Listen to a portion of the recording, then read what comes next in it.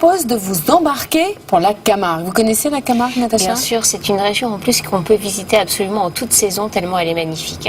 Alors il y a des particularités, des animaux extraordinaires. Vous qui aimez les animaux. Les emblèmes de la Camargue, oui. Les chevaux. Les chevaux, les flamants roses, Oui. Et puis le taureau.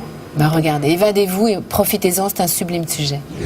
Tout au sud de la France, pas très loin de Nîmes, la Camargue. Une zone entourée par le delta du Rhône et la Méditerranée, une flore unique et des habitants majestueux qui en sont les emblèmes. Un taureau noir, un flamant rose et le fameux cheval blanc. Le cheval Camargue, d'abord et avant tout, c'est une des plus vieilles races de chevaux au monde.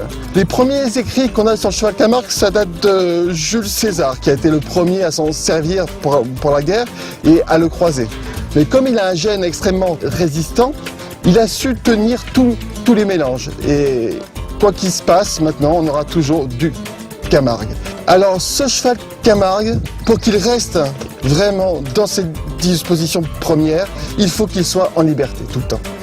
Que l'élevage se fasse en liberté, que la saillie se fasse en liberté, que la naissance du poulain se fasse en liberté.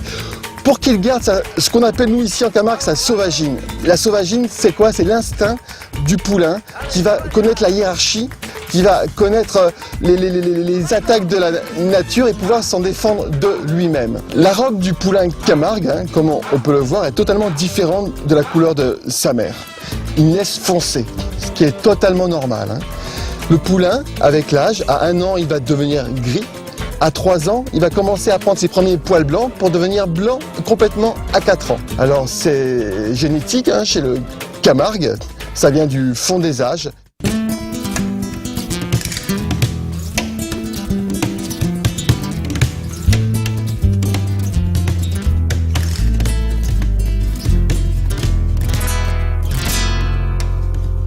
La cohabitation du cheval Camargue et du taureau Camargue est ancestrale, même millénaire. On parle vraiment de taureau Camargue, le taureau avec les cornes qui pointent vers le ciel, pas le taureau de combat, pas le taureau espagnol, pas le taureau Bravo. Non, notre taureau Camargue qui vient du fin fond de l'Eurasie et qui a rejoint notre cheval Camargue dans les bras du Rhône. Ils ont été élevés ensemble par la nature dans ces terres de liberté. Ils se côtoient depuis toujours, ils se connaissent très très bien. Hiérarchiquement, on peut dire que le cheval Camargue est un peu au-dessus du taureau Camargue. Le taureau le respecte malgré qu'il ait des cornes. Et on se sert, nous, de ce respect pour travailler nos élevages de taureaux Camargue sur ces petits chevaux qui vont nous aider à les garder, à les trier.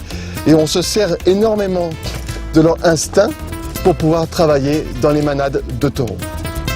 Et je vous propose maintenant d'aller voir les flamands qui sont le 3e emblème de la Camargue.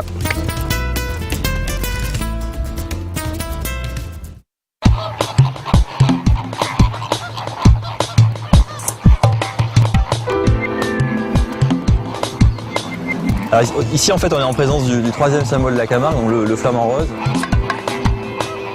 C'est un oiseau qu'on va retrouver sur tous les pays méditerranéens, donc Turquie, Italie, Espagne, Maroc, Tunisie. Il faut savoir que la Camargue c'est le seul lieu où il niche en France. On s'est rendu compte qu'il n'était ni migrateur ni sédentaire, il est un petit peu particulier, il est erratique. C'est un opportuniste alimentaire.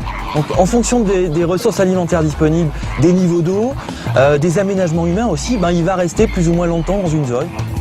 La légende veut que ce soit le carotène qui lui donne cette fameuse coloration.